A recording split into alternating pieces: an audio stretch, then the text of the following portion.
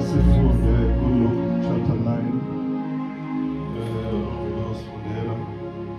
for verse 1 no verse 2 bese kuba verse 6 bese kuba verse 11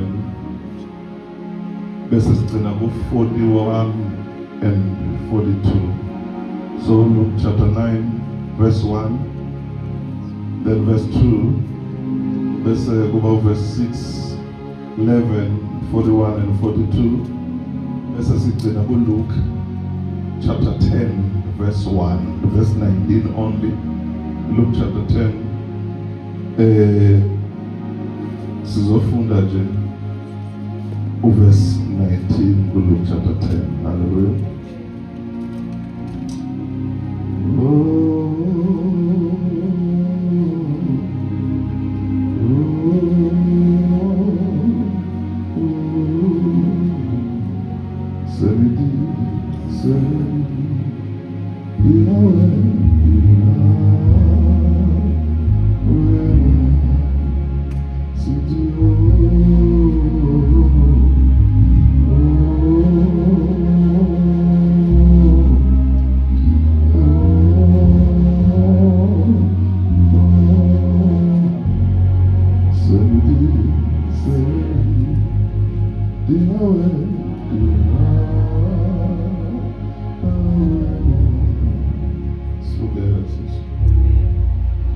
Our scripture reading is from the Gospel of Luke, chapter 9. We are reading from verse 1 to verse 2, and then verse 6, 11, verse 41 and 42. Amen. Verse 1. UJesu esebabizele kuye abayi-12 wabanika amandla negunya lokukhipha amadimoni lokuphilisa abagulayo. Wabathuma ukuba bashumayele ngombuso kaNkulunkulu lokuba baphilise abagulayo.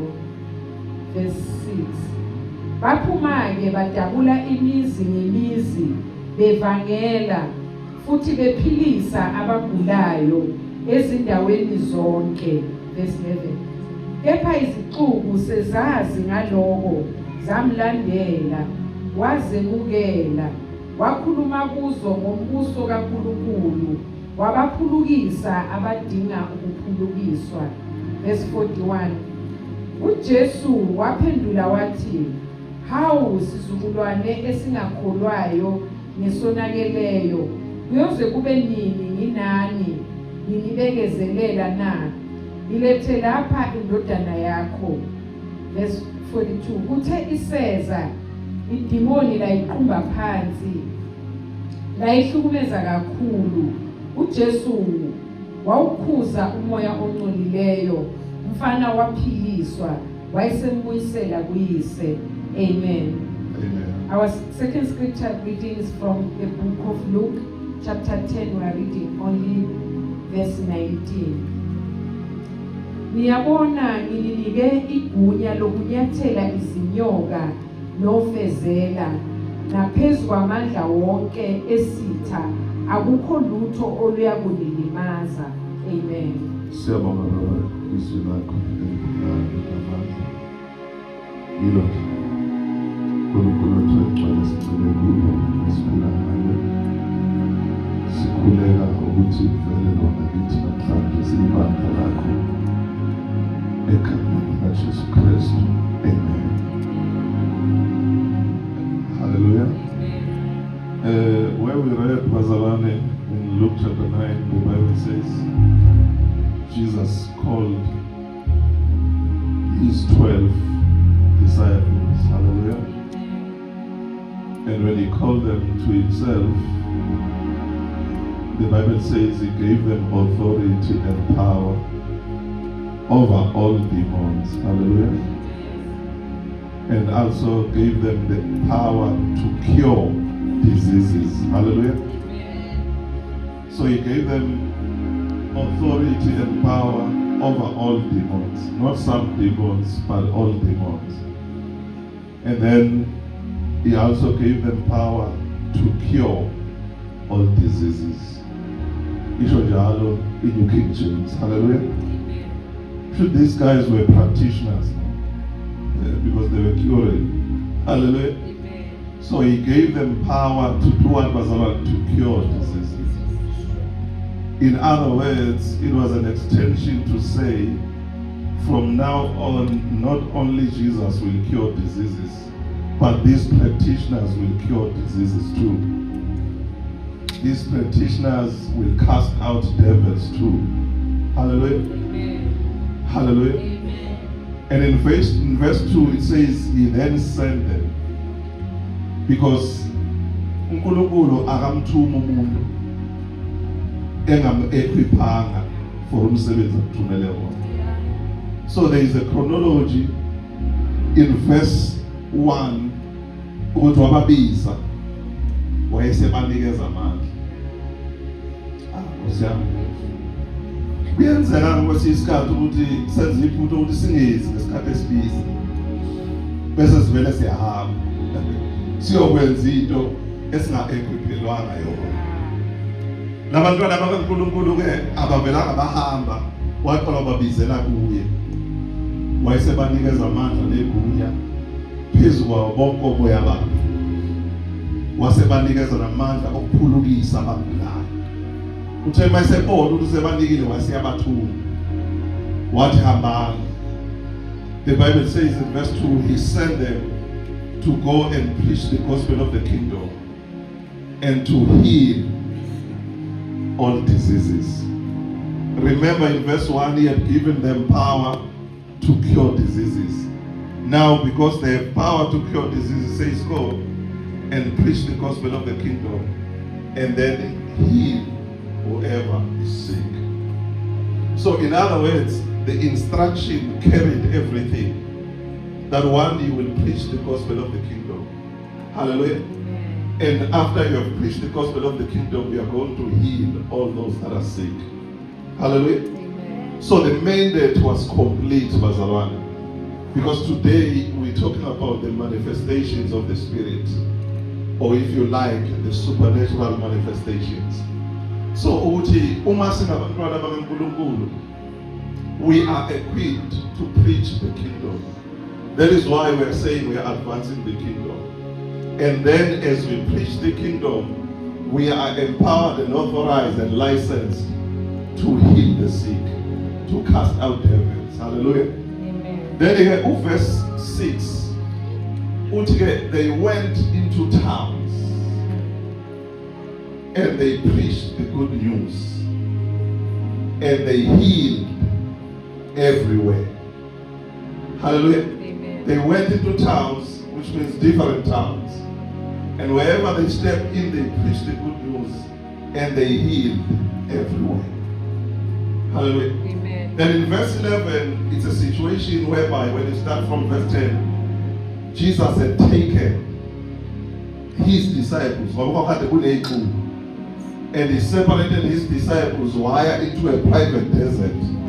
But he still is Abalande. The Bible, he received the and then he began to speak about the kingdom. And then he healed all those that had a need to be healed. Mfuna ibambisise lento bazalwane ukuthi akaphilisanga bonke abantu, but waphilisa bonke abanesidingo sokuphiliswa.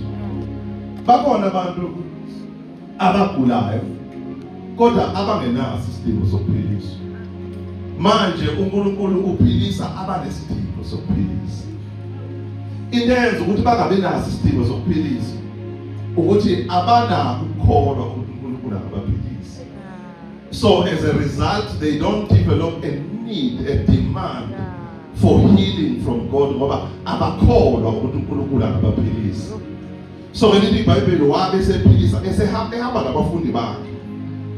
Hallelujah. Amen. Ehamba nobakazalwana nabafundi bakhe.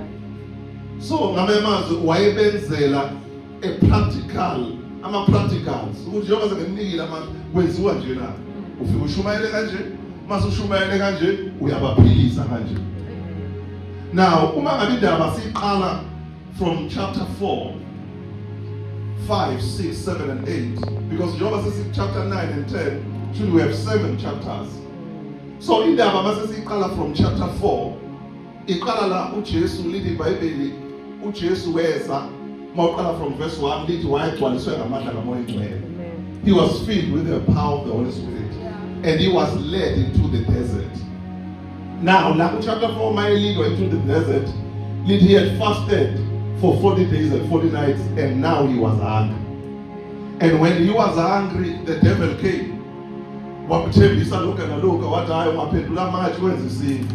And uJesu waphendula ngezwi ukuthi umuntu akaphili kuphela ngokudla, kepha uphila ngamazwi kaNkulunkulu.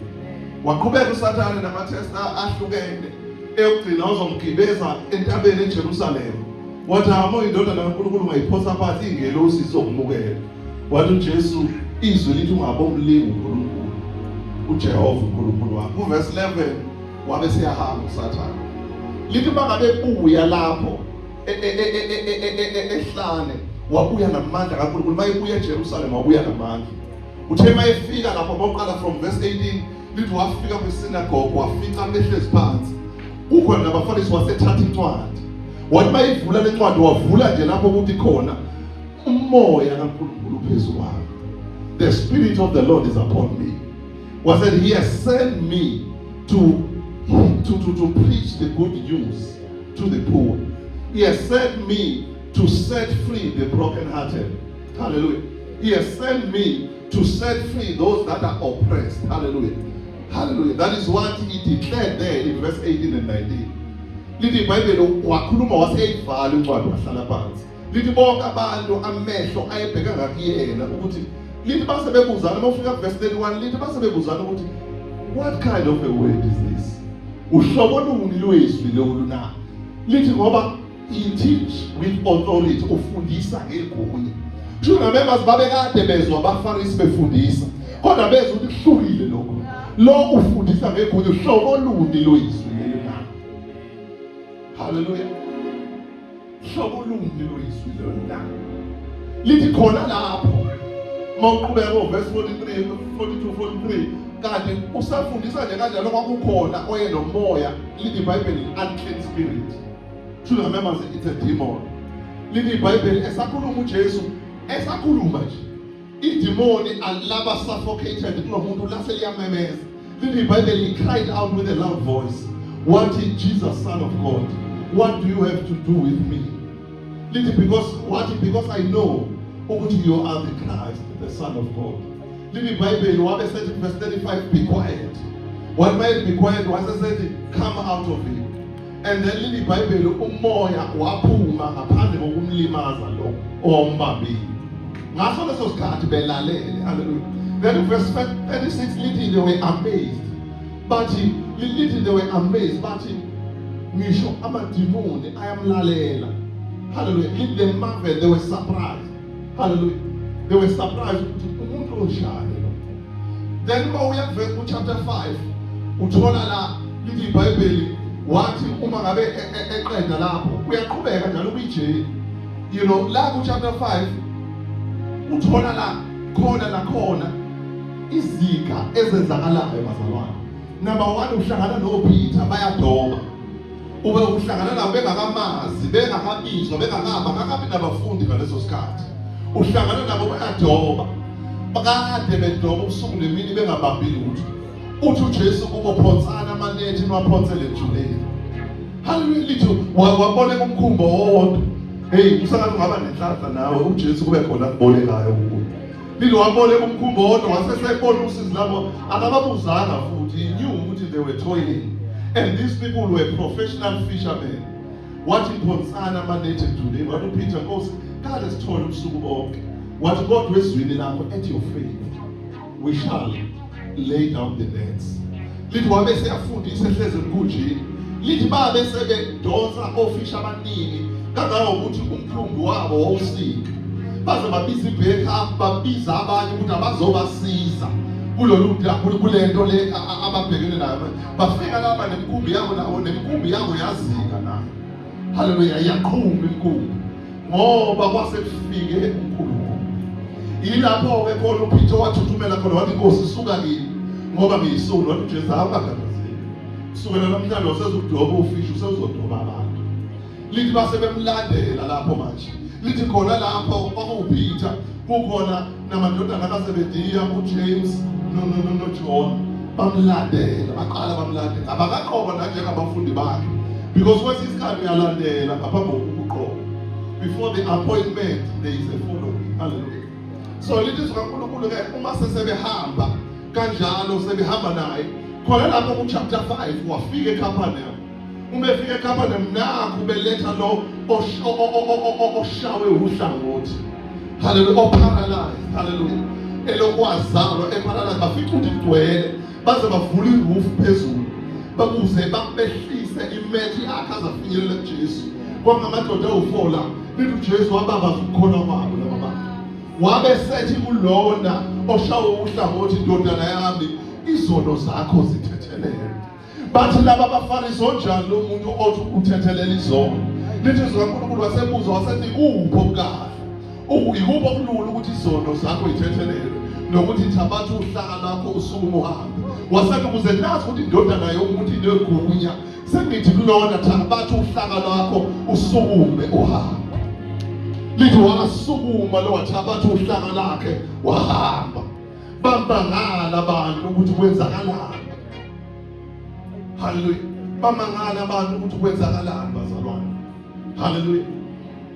And then chapter 6 lithi iBhayibheli on a Sabbath ngosuku lweSabatha. Hallelujah. Ngosuku lweSabatha nakhona lapho uJesu wayeqhubeka esebenza bazalwane. Enza imisebenzi yamandla. Hallelujah. On a Sabbath day enza bazalwane ngosuku ongavunyelwe ngayo. Kodwa enza imisebenzi yabantu ephilisa abantu on a Sabbath. Hallelujah. And people marvel ukuthi lo muntu owenza izinto imhlole ngaka lo muntu wenza kanjani zonke lezi zinto azenzayo na. Hallelujah. Hallelujah. Hallelujah. Nakhona ku verse 7 Mark chapter 7 wayeqhubeka uJesu enza umsebenzi. Ku chapter 7 nakhona wayenza umsebenzi bazalwane. Hallelujah. Enza imisebenzi yamandla ephilisa abantu. Hallelujah. Enza njani bazalwane ephilisa abantu. Because uJesu unamandla. Nqondo ukukhombisa le nto kufinyelela kanjani. Lana kuze kufike sebiza abafundi bakhe banikeze ikhulu. It's because into ngoba uJesu is our model. So we must preach the gospel njengendlela uJesu ashumayela ngayo bazalwane is. Are we together bazalwane? Amen. Awuthi Jesus is my model. Awuthi Jesus is my model. He is our model bazalwane. Hallelujah.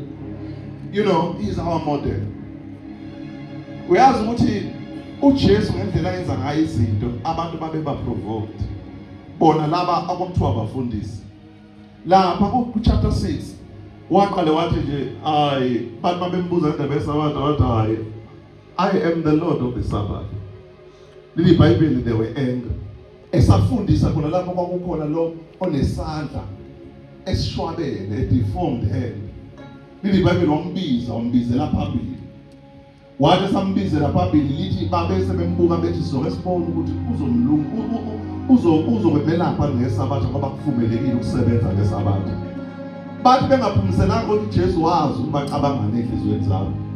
Wababuza uJesu wathi ake kahle ikuphi okuhle, which is good, to do good or to do bad on the Sabbath, to heal or to destroy on the Sabbath. Leli iBhayibheli abamphendulanga. Lithi waseyaqalaza wasebabuka bonke wayesesethi kulo onesandla esishwabene stretch out your hand, and the Bible says his hand was restored like the other hand. Hallelujah. His hand was restored bazalwane njengesinye isandla. But esikhundleni sokuba ba celebrate iBhayibheli lithi babecasukile. They discussed, they were filled with rage. They discussed ukuthi singamenzani. Mina ngifuna ukusho ukuthi bazalwane akusho ukuthi nenze umsebenzi kaNkulunkulu ukuthi abantu bazojabula. Abantu abaye bazocasuka. Ngisho labakholwayo bazocasuka benzani laba bantu. Laba kwakungabantu abangabafundisi bacasuka bathi singameze nje lapha abaqala khona ukuthi singambulala kanjani lo muntu. Simbulalele ukuthi uphilisa abantu. Simbulalele ukuthi ushumayela umbuso. Niyabizwa abantu abazalwane? This is not the kingdom of roses, bazalwane. This is not the kingdom of pollen and cheese. That is why we are advancing. Hallelujah. We are advancing. In chapter 6, that is where wabesekhetha khona abafundi bakhe. Zonke la usebenza nje sakukhona oPeter noJames noJohn abamlandelile engakabakhethi. And wagcina ke esekhetha abafundi bakhe bazalwane. Hallelujah. Hallelujah. Wenze njani bazalwane? Wakhetha abafundi bakhe. Hallelujah. Hallelujah. Now, lapha chapter 7 uhlangana neCenturion eyayigulela isisebenzisayo esesincane. Kuthunyelwa abantu ukuthi abazosho ukuthi iyafa lapha ingcebo yaleCenturion. Lithi uJesu wathi esaya ngakhona nje engakafikeleli khona waqhamuka leCenturion. Wathi hayi awufanele ukungena kwami. Khuluma nje izwi iyawuphila. Isisebenzi sami sithi wakhuluma izwi wathi uJesu angaze kubone ukukhona ongaka eIsrael. I've never seen such faith in Israel. Hallelujah. Ingakaphela wakhuluma izwi maqede kwenzakalani bazalwane iyaphila. Le ncebo le iyalo eyayigula bazalwane. Wathi mayeqeda lapho uyaqhubeka kwanga nabafundi bakhe manje sebaqonda usasebenza yena. So uyaqhubeka manje uqhubekela kwenye indawo mayengena lapho ufica kunomfana ona 12 years ushonile nomfana usesebhokisini uphethwa abantu. Lithi iBhayibheli wathinta ibhokisi base behamba laba bantu bamnika attention. Leselivuliwe ibhokisi wasesele young man I say arise. Lithi wavuka iBhayibheli liyamdescribe lo lithi lo mfana nomncane lithi wayebona uma wakhe khala. Into yathi uJesu wathi awungakhala. Lithi wayengumfelokazi lo and kwaba indodana yakhe yodwa. Ayichazelwe ize lento ichazela ukuthi ubone njengoba iyodwa nje indodana kanti akasenamyeni wayengeke saba nenye indodana. Because wayengeke kwazi ukwenza indodana engasenamyeni. So uJesu wayivusa le ndodana. Bamangala abantu. Babona amandla kaNkulunkulu bazalwane. Hallelujah. Ngifuna nje ukukhombisa bazalwane ukusebenza kukaJesu bazalwane. Hallelujah. Ukusebenza kukaJesu. Hallelujah. And now bazalwane ma uqala lapha ku chapter 8 ufica lapha manje uJesu usemkhumbini nabafundi bakhe ulele ekhumbini. Sekusuka isivuguvugu. Sebeyathuka bathi master awusabi ukuthi sizofa na. Uyavuka uJesu uthi onina bokukholwa okuncane. New King James ithi wathi where is your faith? Kuphi ukukholwa wenu? Lithi wase uthulisa umoya. Maye uthulisa umoya bona labafundi base bethuka bethi kanti uhlobo luni lo muntu lo. Hallelujah.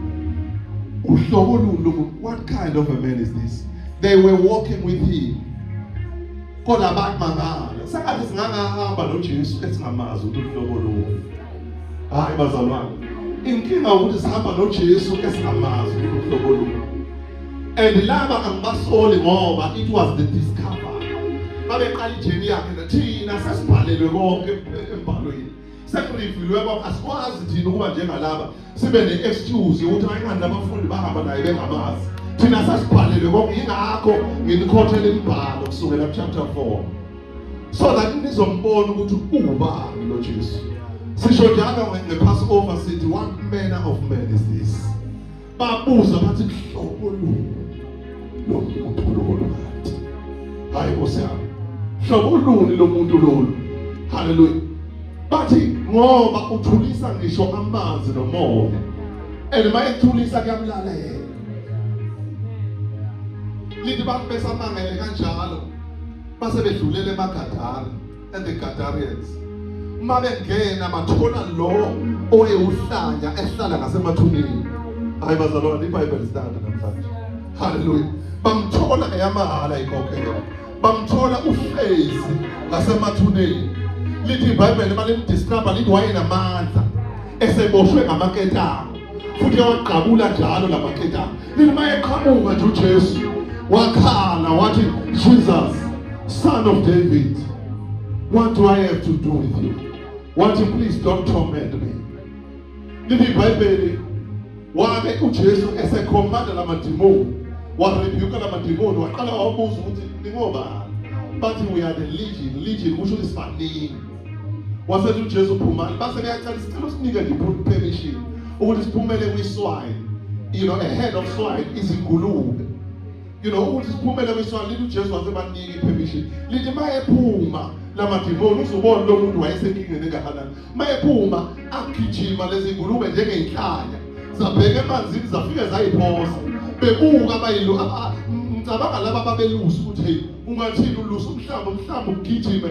Lithi iBhayibheli laba belusayo bahamba bayoxoxa kwisithi okwenzekile. Hallelujah. Lithi bathi bamfica ehleze enyaweni kaJesu lo ephila, ngoba iBhayibheli lithi wayengagqoki, wayengasagqoki, wayesenqunu and wayeboshwe ngamaketanga. Bamfica ngelamaketanga, bamfica ephila, bamfica egqokile, bamfica ehleze enyaweni kaJesu. Hallelujah. And lithi iBhayibheli basebetsheliwe ukuthi usindiswe yini lo muntu. Lithi iBhayibheli wamncenga uJesu uNkosi, ngicela ukuthi ngabe ngisahlukana nawe. Wathi uJesu, hayi hamba ufike ubatshele ufakaze konke uNkulunkulu akwenzele khona. Because sihlupha ngokuthi asibesafakaza uNkulunkulu mayesesenzele izinto. Bathi mabedlula lapho baqhubeka bahamba kanje. Because ma u-advance uyahamba ungindawonye, baqhubeka bayahamba badlule eMagadara, babehamba nakho bahlangana noJairos. Lithi iBhayibheli is a ruler of the synagogue. Usho ukuthi indodakazi yakhe encane nayo iyagula, isisekhaya iyagula. Lithi iBhayibheli wafike wawele enyaweni zakhe wathi indodakazi yami iyagula. Wathi uJesu, no, ungakhathazeki, don't worry, wathi only believe. It shall be well with her. But uThesa to understand attend uJairos kwaqhamuka wesifazane. Hayi Nkosi yami, waqhamuka naye lenkinga zakhe. Lithi iBhayibheli waqala wathi uma nje ngingathinta umphetho wengubo yakhe ngiyawuphila. Lithi waqhamuka uJairos naye ukona sabika udaba lwakhe. Lithi waqhamuka wesifazane wa-intercept. Lithi kwakunesixuku esikhulu phambi kaJesu. Lithi waphusha indlela yakhe around isixuku bazalwane, waze wafinyelela kuJesu nangampela wathinta umphetho wengubo yakhe. Umethinta umphetho wengubo yakhe lase liyama i-fountain of blood. Lithi uJesu wenza ukuthi khona okuthindile. Lithi abafundi bathi hayi ungasho kanjani, wabuza ukuthi ubani. Lithi uPeter wathi no, ungasho kanjani ngoba baningi abantu bebekuthinta. Wathi uJesu no, khona okuthindile, ngoba ithanji yomuntu okholwayo iyazwakala. Ngoba lithi iBhayibheli mayemthinta kwaphuma amandla kuJesu. Bathi kade bemthinta abanye kungaphumi amandla, kodwa wezwa. Lithi ngoba washo ukuthi I felt the power, I felt the anointing. Ngoba amandla arepresent anointing, nezwa ukuthi khona ukuthintile. Lithi lo wesifazane weze thuthumela wathi Nkosi yimi. Wathi ungakhathi wachaza futhi ukuthi benginani engisemphilile. Wathi uJesu hamba ukukholwa kwakho ukusindisile. Emva kwalokho waseyakhumbula kwanje Jairos ukuthini, bengisebhizi nalo ufike eqala ukuthi konje hayi indodakazi yami iyashona. Wathi sathi uyabuza kwafika abantu ababili, but no, ungasamhluphi uthisha, useshonile lo ntombazane, myeke uthisha. Wakhala uJairos, wathi Jesu akakhathazeki, only believe. Wahamba naye. Wathi mayefika wafica kunesixuku lapha kwaJairos, abantu bayakhala, abantu bayabubula. Wafika uJesu akafile untombazane ulele. Lithi iBhayibheli they ridiculed him, bamhleka. Ngoba siyahlekwa thina masenza izinto kaJesu, lo Jesu wethu wahleka. But they ridiculed him. Lithi iBhayibheli wasethatha uJames noJohn noPeter, wasethatha nabazali ababili bengane, 25 people, wangena nabo ngaphakathi washiya isixuku. Ngoba sometimes isixuku siyashiya, ngoba isixuku noma siyibonile imangalisa sikholwa ngoba isixuku. Wasiyashiya isixuku, wasethatha laba abawu-5 wangena nabo ngaphakathi. Bakhala basabona laba abawu-5 waphinde wabakhipha nabo, wasala yedwa nengane. Because sometimes khona indaba edinga wena noNkulunkulu. Wasala yedwa nengane wathi phuma John, phuma ntombazane. Wasala yedwa nengane wathi Thabitha ku. Okusho ukuthi intombazane lihle ngithi sukuma. Lithi iBhayibheli wasukuma owayekade efile. Lise ligcizelele ukuthi mhlawumbe uzosuka udideke. Ungamsabona wayefile wasukuma untombazane. Lithi wasethe mpheni into yokudla. Hallelujah. Waphila untombazane. Bamangala lithi abazali bengane, they were shocked, they were amazed. Wasesele uJesu ayabathule bangatsheli umuntu. Hallelujah. Now last call chapter 9 usebiza manje kabafundi ubanika laba abafundi abakhethile chapter 6. Ubebakhethile la ubeka ngabaniki manje ubesabafundisa. Bebese you know nibiza ngale mawuqala emsebenzini. Uqale kuthiwa kulo 6 months. Ungayeki probation. Hayi mawuhamba nomaster ungayeki probation. Because i-probation ubona izinto zenzeka ngamehlo akho. Yingakho ezogcina ethi uJesu hambani niyomtshela uJohn ukuthi enibonile nenikuzwile. Hallelujah. Enibonile nenikuzwile ngoba angithi benihamba naye. So abafaka kwi-probation.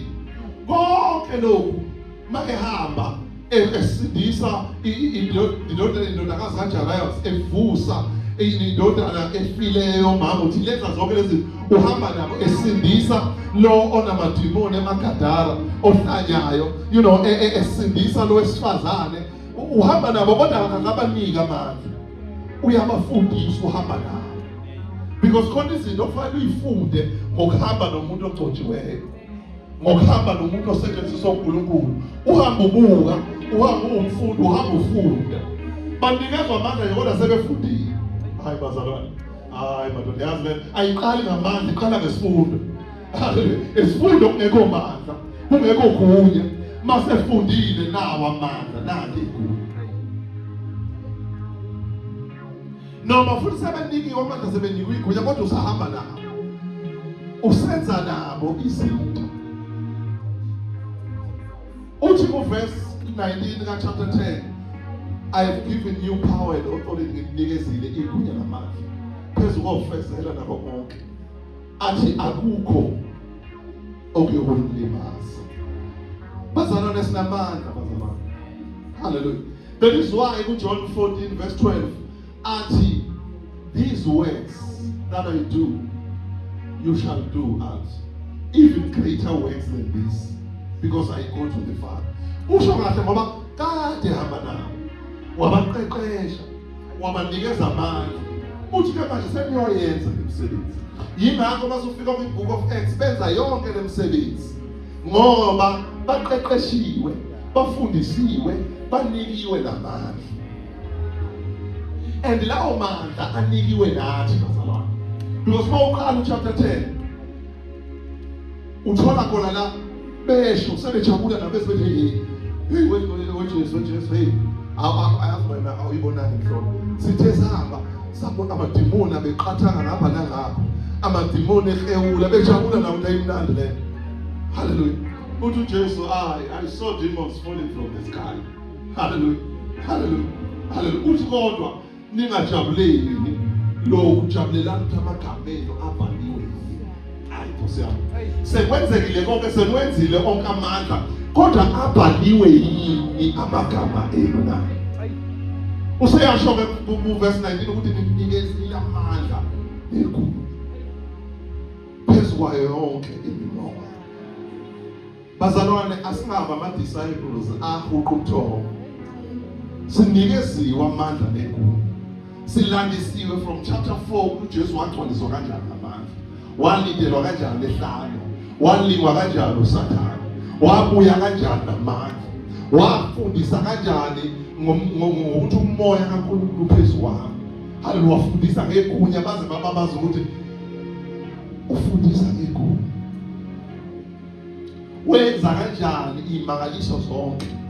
Evusa abafileyo, ekhipha amadimoni, ephilisa abanochoko, evusa abaparalyzed, abafike ngomata, evusa abafileyo, esindisa abesifazana abanomopho kuze kufinyelele la esethi abafundi bakhe nawo amandla.